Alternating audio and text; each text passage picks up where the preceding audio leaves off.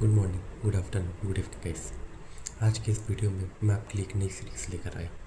इस सीरीज़ में मैं आपको बताऊंगा कि एमपीएमएससी Madhya Pradesh medical science university के जो मेडिकल के फाइनल ईयर एग्ज़ाम्स होते हैं, फर्स्ट ईयर के फाइनल एग्ज़ाम्स हो गए, सेकेंड ईयर के फाइनल एग्ज़ाम्स हो गए, थर्ड ईयर के फाइनल एग्ज़ाम्स हो गए, फोर्थ ईयर के फाइनल एग्ज़ाम्स हो गए। इनमें जो पेपर होता है, इस पेपर में कुछ इंपॉर्टेंट क्वेश्चन होते हैं। मैं आपको वो सॉल्व कराऊंगा, मैं आपको नोट्स भी दूंगा, मैं आपको अच्छे से समझाऊंगा। अगर आप उतना भी बस करके आ जाओगे, जैसे 20 मार्क्स में कितना लिखना है, 5 मार्क्स में कितना लिखना है, कितने डायग्राम्स होने चाहिए, तब मैं आपको गारंटी देता हूँ बहुत अच्छे नंबरों से पास हो जाओ। तो आज की इस वीडियो से मैं पैथोलॉजी सीरीज़ चालू कर रहा हूँ और सबसे पहला आज का हमारा टॉपिक है एपोप्टोसिस।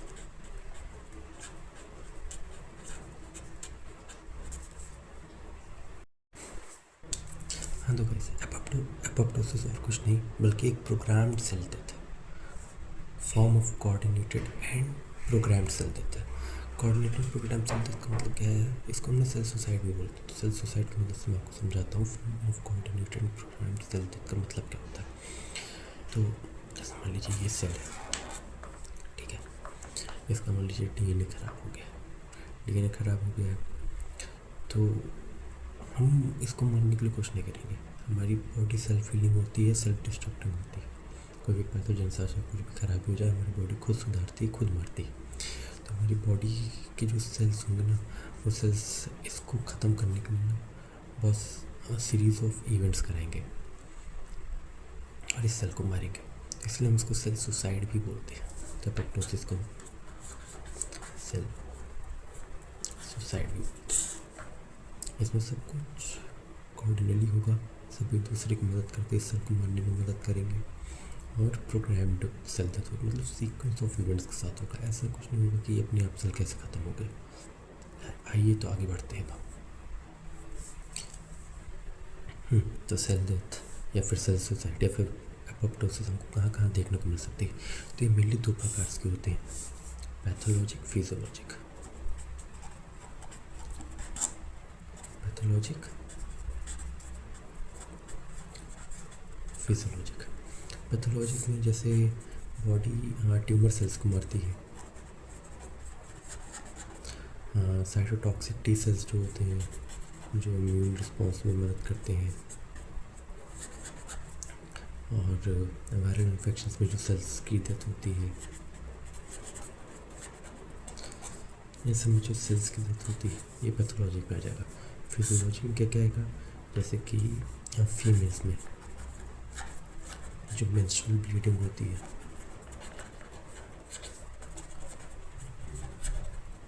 वो भी एक प्रकार की सेल डेथ ही है। कैसी सेल डेथ है वो, इसमें एंडोमेट्रियल लाइनिंग्स जो होती है ना, एंडोमेट्रियल लाइनिंग किससे बनी होती है, सेल से बनी होती है, उनकी शेडिंग होती है।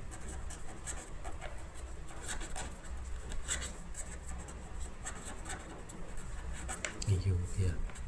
इसका एक और एग्जांपल होता है जब एम्ब्रियो का डेवलपमेंट होता है। तो एम्ब्रियो का भी डेवलपमेंट तो जो एंडोमेट्रियल्स के जो सेल्स होते हैं वही आके तो एम्ब्रियो बनाते हैं, एम्ब्रियो के बगल बगल में आकर के वो बनेंगे, फिर ब्लास्टोमेर बनाएंगे, ब्लास्टोसिस्ट बनाएंगे, ये होता है। तो एम्ब्रियो के समय जैसे मैं आपको इनके नोट्स प्रोवाइड करूँगा, ताकि मैं आपको समझाने के लिए बस ऐसे ही इस राइटिंग में बता रहा हूँ। हाँ, तो एपोप्टोसिस और कुछ नहीं, form of coordinately and programmed cell death होता है। इसको हम सेल सुसाइड भी बोलते हैं। ये दो प्रकार का होता है, पैथोलॉजिक भी होता है, फिजियोलॉजिक भी होता है। पैथोलॉजिक जैसे कि ट्यूमर सेल्स में डेथ होती है, साइटोटॉक्सिक टी सेल्स में डेथ होती है, वायरल इन्फेक्शन सेल्स की डेथ होती है, ये पैथोलॉजिक आ जाएगा। फिजियोलॉजिक कहाँ पर आएगा, फीमेल में जैसे मेंस्ट्रुअल ब्लीडिंग होती है, वो भी एक प्रकार की सेल डेथ है, उसमें एंडोमेट्रियल शेडिंग होती है। दूसरा एम्ब्रियो में। अब हम इसके मॉर्फोलॉजिक फीचर्स देखेंगे।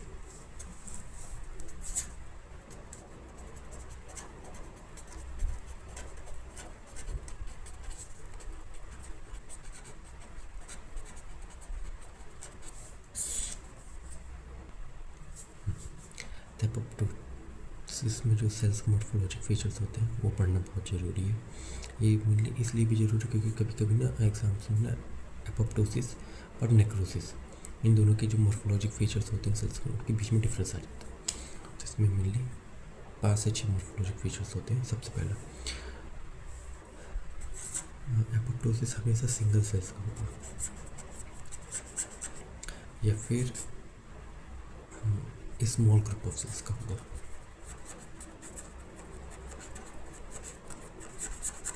या तो सिंगल सेल्स का होगा या तो स्मॉल ग्रुप ऑफ सेल्स का होगा।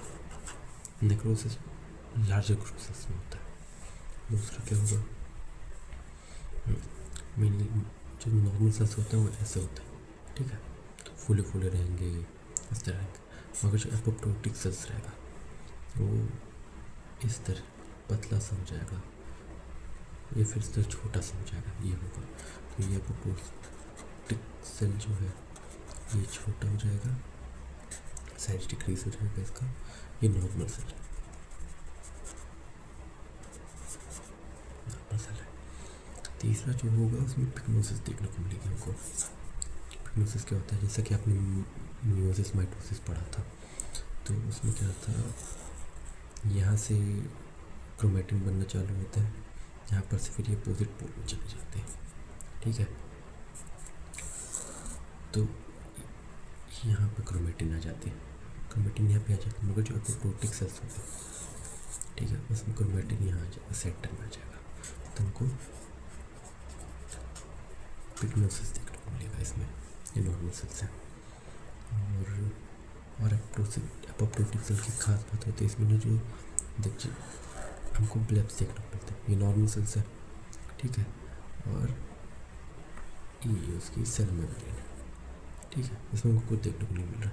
मगर जो एपोप्टोटिक सेल होगा ये उसकी सेल मेम्ब्रेन है, तो इस तरह ब्लेब्स निकले होंगे, ये सेल हो गया, इसकी मेम्ब्रेन होगी, इस तरह ब्लेब्स निकले होंगे, प्रोजेक्शंस मिलने को देखने को मिलेंगे हमको। ये एपोप्टोटिक सेल है, ये नॉर्मल सेल है। और हमको कोई भी इन्फ्लेमेटरी रिएक्शंस देखने को नहीं मिलेगी।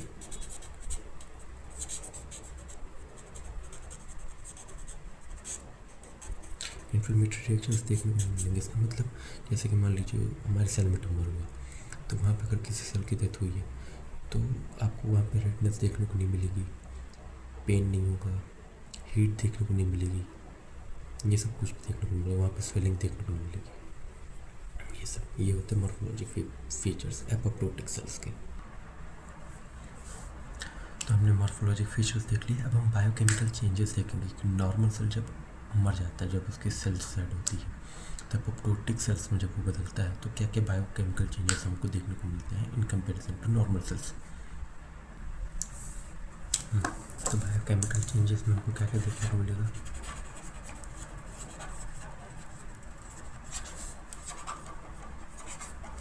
बायोकेमिकल चेंजेस में सबसे पहले हमको देखने को मिलेगा जो कि साइटोस्केलेटन प्रोटीन्स होते हैं ना, साइटोस्केलेटल प्रोटीन्स, साइटोस्केलेटल प्रोटीन्स, इनसे प्रोटियोलिसिस हो जाएगा। प्रोटियोलिसिस, प्रोटियोलिसिस का मतलब है ब्रेक डाउन। तो साइटोस्केलेटल प्रोटीन्स का अगर ब्रेक डाउन हो गया तो प्रोटीन से काम नहीं कर पाएगा, तो सेल की इंजरी अपने आप हो जाएगी। दूसरा जो हमको चेंज देखने को मिलेगा वो ये देखने को मिलेगा, प्रोटीन क्रॉस लिंकेज टूट जाएगा।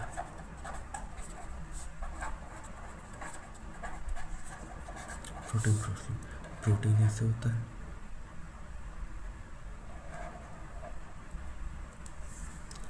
हेलिकल स्ट्रक्चर होता है इसका। जो प्रोटीन क्रॉस लिंकेज होता है, जैसा कि प्रोटीन हेलिकल स्ट्रक्चर का होता है, इसमें जो क्रॉस लिंकेज होती है ये टूट जाते हैं, तो ये ऐसे अलग अलग हो जाता है, तो प्रोटीन की जो सेकेंडरी स्ट्रक्चर होती है वो चली जाती है। तीसरा जो हमको चीज़ देखने को मिलेगा, जैसे कि नॉर्मल सेल्स में मैंने आपको बताया था क्रोमेटिन इस तरह रहते हैं, और फिर अपोजिट पोल्स में चले जाते हैं, तो क्रोमेटिन यहाँ चला जाएगा। मगर जो एपोप्टोटिक सेल्स होगा उसमें जो क्रोमेटिन है वो बीच में आ जाएगा। बायोकेमिकल चेंजेस क्या देखने को मिलेगा, इस क्रोमेटिन का फ्रेगमेंटेशन हो जाएगा न्यूक्लियस की मदद से। तो ये 3 बायोकेमिकल चेंजेस हमको देखने को मिलते हैं। सबसे पहला जो साइटोस्केलेटल प्रोटीन्स होंगे उनका ब्रेक डाउन हो जाएगा। दूसरा जो प्रोटीन क्रॉस लिंकेज देखने को मिलेगा, नॉर्मल सेल्स मुझे देखने को मिलता है, एपोप्टोटिक सेल्स मुझे देखने को नहीं मिलेगा। और तीसरा क्या होगा, जो सेल्स में क्रोमेटिन होता है उनका फ्रेगमेंटेशन हो जाएगा न्यूक्लियस की मदद से। अब हम पढ़ेंगे मैकेनिज्म ऑफ एपोप्टोसिस। एपोप्टोसिस की मैकेनिज्म के लिए सबसे पहले तो इनिशिएटर्स की ज़रूरत पड़ती है। कोई भी काम चालू कराने के लिए हमें जो फैक्टर्स लगेंगे उसको हम इनिशिएटर्स बोलेंगे। तो इसमें मेनली जैसे कि मान लो सेल को ग्रोथ के लिए ग्रोथ हार्मोन चाहिए, वो ग्रोथ फैक्टर्स चाहिए, वही नहीं है तो सेल कैसे बढ़ेगा, सेल की डेथ हो जाएगी। साइटोकाइंस की जरूरत पड़ती है सेल ग्रोथ के लिए, साइटोकाइंस नहीं है तो उनकी डेथ हो जाएगी। तो ये हो गया, मतलब absence of growth factors, cytokines, ये सब एब्सेंट हो गए तो सेल की ग्रोथ नहीं हो पाएगी, सेल डेथ हो जाएगी। दूसरा क्या होता है, सेल इंजरी के जो एजेंट्स होते हैं,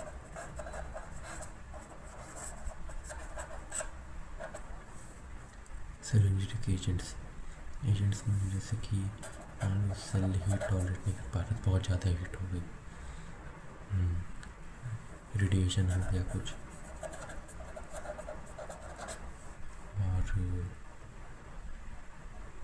हाइपोक्सिया हो गया, मतलब ऐसे कोई से भी फैक्टर्स जो कि सेल के अपोजिट हो, मतलब सेल के लिए बेनिफिशियल ना हो, जैसे बहुत ज़्यादा हीट हो गई, रेडिएशन हो गया, इस तरह से भी एपोप्टोसिस मैकेनिज्म चालू हो सकती है।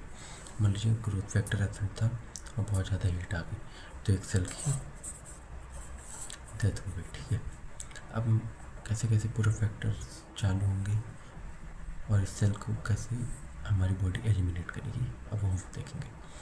तो इसमें इनिशियल स्टेप्स क्या क्या लिए जाएंगे। सबसे पहले तो इनिशियल स्टेप्स में हमको दो तरह का पाथवे पढ़ना है।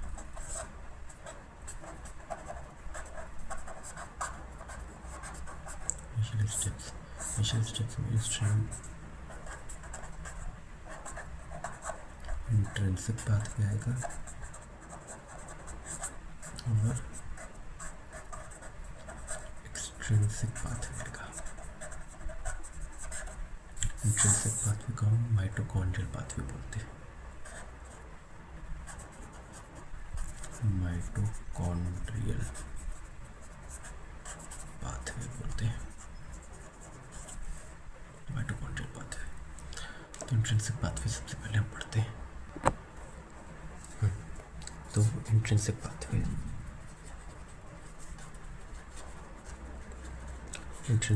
जिसको हम माइटोकॉन्ड्रियल पाथवे बोलते हैं, ये कैसे चालू होता है। हाँ, इंट्रिंसिक पाथवे में जो माइटोकॉन्ड्रियल परमेबिलिटी होती है, माइटोकॉन्ड्रियल परमेबिलिटी ये बढ़ जाती है, माइटोकॉन्ड्रियल परमेबिलिटी बढ़ जाती है। क्यों बढ़ती है, माइटोकॉन्ड्रियल प्रोटीन के कारण, माइटोकॉन्ड्रियल प्रोटीन के कारण।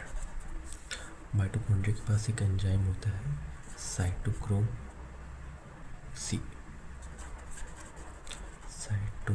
सी, ये माइटोकॉन्ड्रियल मेम्ब्रेन से रिलीज होगा,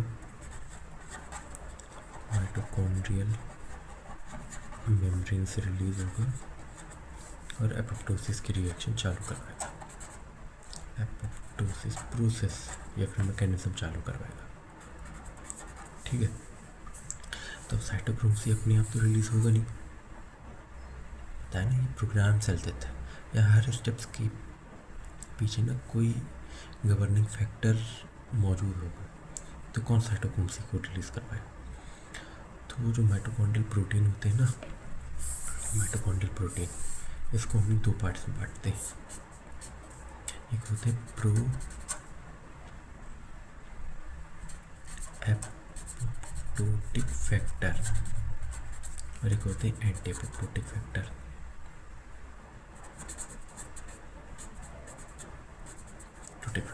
माइटोकॉन्ड्रियल प्रोटीन को हमने दो में बांटा, pro apoptotic factor, anti apoptotic factor. इनमें मेनली ना माइटोकॉन्ड्रियल प्रोटीन में मेनली BCL प्रोटीन, कौन से BCL प्रोटीन गवर्निंग फैक्टर होते हैं। तो BCL factor, BCL protein and pro apoptotic factor जो कि एपोप्टोसिस प्रोसेस को करवाएंगे। एंटी एपोप्टोटिक फैक्टर या फिर प्रोटीन जो कि एपोप्टोसिस की रिएक्शन को कम नहीं कराना चाहेंगे।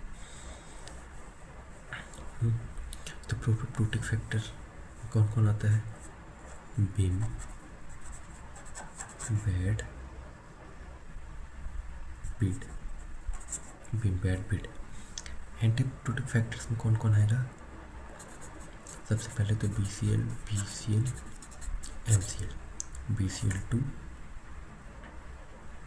BClX, MCl1, ये याद करना है। तो ये जो है ये BCl2 फैमिली फैक्टर्स को चालू करेंगे। किसको? BCl2 family effector. अब ये एक्टिवेट हो जाएगा, ये एक्टिवेट हो जाएंगे, ठीक है। तो ये एपोप्टोसिस की रिएक्शन को और बढ़ावा देंगे। तो ये क्या करेंगे? 2 फैक्टर रिलीज करेंगे, बैक्स और बैक। ये सप्ली वाली बैक नहीं है, बैक। ये दोनों क्या करेंगे? ये दोनों माइटोकॉन्ड्रियल मेम्ब्रेन को डैमेज करेंगे। किसको डैमेज करेंगे? माइटोकॉन्ड्रियल मेम्ब्रेन को, ठीक है। जिसके कारण माइटोकॉन्ड्रियल मेम्ब्रेन डैमेज हो गई। माइटोकॉन्ड्रियल की मेम्ब्रेन में कौन सा प्रोटीन था? Cytochrome C। माइटोकॉन्ड्रियल मेम्ब्रेन से रिलीज हो रहा था। तो अब पता चला आपको माइटोकॉन्ड्रियल मेम्ब्रेन डैमेज हो गई। अब मान लो जैसे हमारे पास ये दीवार है, इसमें सभी कुछ भी पास नहीं हो पा रहा है, ठीक है। अगर अब ये ठीक दीवार डैमेज हो गई तो यहाँ से तो पास हो जाएगा ना। तो साइटोक्रोम C मतलब साइटोक्रोम C प्रोटीन यहाँ से रिलीज हो जाएगा और ये माइटोकॉन्ड्रियल मेम्ब्रेन की परमेबिलिटी बढ़ा देगा। तो ये था इंट्रिंसिक पाथवे। मैं आपको फिर से समझाता हूँ। इंट्रिंसिक पाथवे को माइटोकॉन्ड्रियल पाथवे बोलते हैं। इसमें ना जो माइटोकॉन्ड्रियल मेम्ब्रेन में ना एक प्रोटीन होता है साइटोक्रोम C, वो रिलीज़ होता है, जिसके कारण माइटोकॉन्ड्रियल परमेबिलिटी बढ़ जाती है। साइटोक्रोम C रिलीज़ क्यों होता है? माइटोकॉन्ड्रियल प्रोटीन के 2 फैक्टर्स होते हैं या फिर 2 मेंबर्स होते हैं, जिसको हमने 2 क्लास में बांटा है, प्रो एपोप्टोटिक मेंबर या फिर प्रो एपोप्टोटिक फैक्टर या फिर anti apoptotic factor. Pro apoptotic factor में मैंने आपको बताया बिम, बैड, बीड। ये BCl2 फैमिली फैक्टर्स को एक्टिवेट कराएंगे, जो कि बैक्स और बैक को एक्टिवेट करेंगे। बैक्स और बैक माइटोकॉन्ड्रियल मेम्ब्रेन को डैमेज करेंगे, जिसके कारण पोर्स बनेंगे, वहाँ से साइटोक्रोम C बाहर निकलेगा और माइटोकॉन्ड्रियल परमेबिलिटी को बढ़ाएगा, ठीक है। अब हम पढ़ेंगे एक्सट्रिंसिक फैक्टर। एक्सट्रिंसिक फैक्टर में मेनली कैस्पेज एंजाइम आता है। इंट्रिंसिक फैक्टर में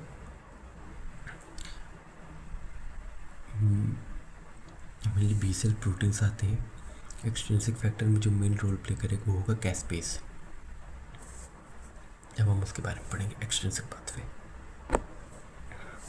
अब हम पढ़ेंगे extrinsic pathway.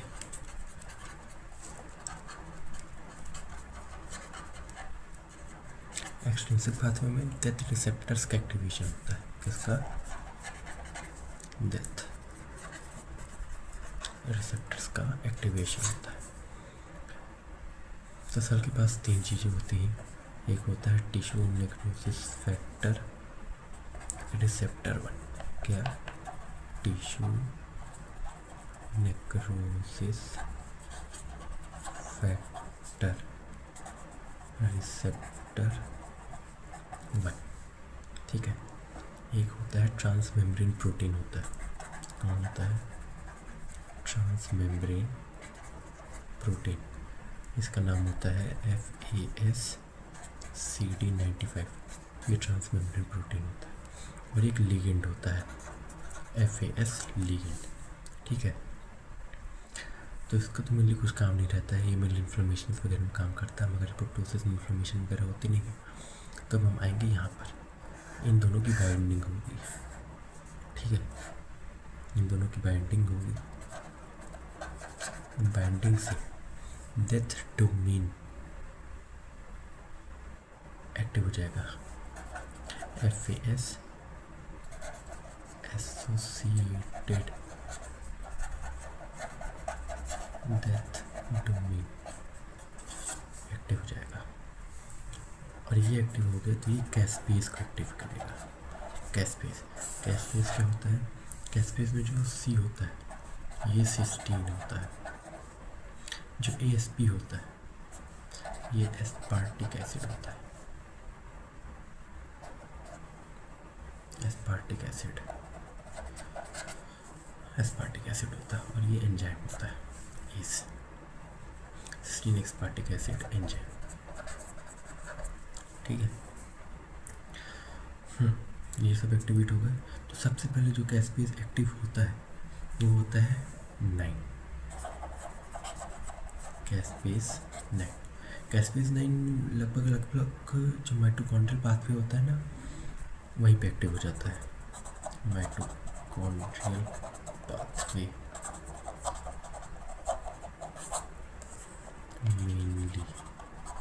Mainly mitochondrial pathway में एक्टिव हो जाता है। एक्सट्रिंसिक पाथवे में जो मेनली एक्टिव होता है वो होते हैं कैस्पेस 8 और 10, ये एक्टिव होते हैं। ठीक है, इंट्रिंसिक पाथवे से कैस्पेस 9 एक्टिव हुआ, एक्सट्रिंसिक पाथवे से कैस्पेस 8 और 10 हुआ। इनके साथ साथ ना कैस्पेस 3 और 6 भी एक्टिव हो गए। तो ये सब जितने भी कैस्पेस एक्टिव हुए इनमें से ये डीएनएस एंजाइम को तोड़ देंगे, मतलब डीएनएस एंजाइम को एक्टिवेट करेंगे तो डीएनएस को ख़त्म करेगा, डीएनए को ख़त्म कर देगा। न्यूक्लियर मैट्रिक्स प्रोटीन को एक्टिवेट करेंगे जिसके कारण न्यूक्लियस में प्रोटीलिटिक एक्शन देखने को मिलेगा। इसको एक्टिवेट करेंगे, न्यूक्लियर मैट्रिक प्रोटीन को एक्टिवेट करेंगे जिसके कारण न्यूक्लियस ख़त्म हो जाएगा और क्रोमेटिन कंप्लीट हो जाएगी।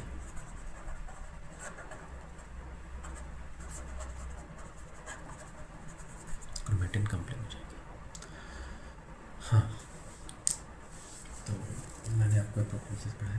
एपोप्टोसिस और कुछ नहीं बल्कि एक प्रोग्राम सेल डेथ है एंड सीक्वेंस ऑफ इवेंट्स होते हैं। इनमें मिलियन को किस किस बात का ध्यान रखना है। सबसे पहले तो एपोप्टोसिस की डेफिनेशन आपको याद होनी चाहिए, फिर आपको एपोप्टोसिस के एग्जांपल्स याद होनी चाहिए, फिजियोलॉजिक पैथोलॉजिक जो मैंने आपको 2 प्रोसेस के एग्जांपल्स बताई थी, endometrial shedding, embryo development, cancer में जो उनका वो होता है डेथ हो जाती है। वो सबसे इम्पोर्टेंट बात जो कभी कभी 2 नंबर में पूछा जाता है, एपोप्टोसिस पूरा 20 नंबर का क्वेश्चन है। तो 20 नंबर में जो एमपीएससी में सवाल आते हैं ना वो 4 सवाल उसमें और रहते हैं। तो उसमें या तो आपको पूछ लेगा एपोप्टोसिस और नेक्रोसिस में सेल के फीचर्स, जो मॉर्फोलॉजिक फीचर्स उनमें क्या डिफरेंस है। तो मॉर्फोलॉजिक फीचर अच्छे से पढ़ के जाइएगा एपोप्टोसिस के, बायोकेमिकल चेंजेस, और सबसे ज़्यादा ज़रूरी है मैकेनिज्म ऑफ एपोप्टोसिस। इंट्रिंसिक और एक्सट्रिंसिक पाथवे आपको अच्छे से याद होना चाहिए। इसमें ज़्यादा कुछ डायग्राम तो मैंने, पर मैंने आपको जितना बताया और आप जितना मेरे नोट्स में देखेंगे आप उसको भी अगर अच्छे से पढ़कर कम से कम 4-5 पेजेस में भी अगर लिख कर आ जाएंगे तो आपको 15 नंबर देने से कोई नहीं रोक सकता है। ठीक है गाइस, कुछ डाउट्स होंगे तो आप मेरे को कमेंट सेक्शन में बताइएगा। ऐसे ही मैं माइक्रोबायोलॉजी और फार्माकोलॉजी की भी सीरीज़ चालू करूँगा और मैं आपको सिर्फ 20 मार्क्स क्वेश्चंस, 5 मार्क्स क्वेश्चंस ये सब बताया करूँगा। और जैसे जैसे एग्ज़ाम आ जाएगा मैं 2 मार्क्स क्वेश्चन के लिए भी कोशिश जरूर करूँगा आपको पढ़ाने की, मगर मैं आपको 20 मार्क्स और 5 मार्क्स के क्वेश्चन आपको एकदम अच्छे से बता दूँगा। ठीक है गाइस, अगर आपको वीडियो अच्छी लगी हो तो लाइक करिएगा, चैनल को सब्सक्राइब करिएगा, और मैं सेकेंड ईयर के पेपर होते होते आपका पैथोलॉजी, फार्माकोलॉजी और माइक्रोबायोलॉजी कंप्लीट करा दूँगा। तब तक के लिए थैंक यू।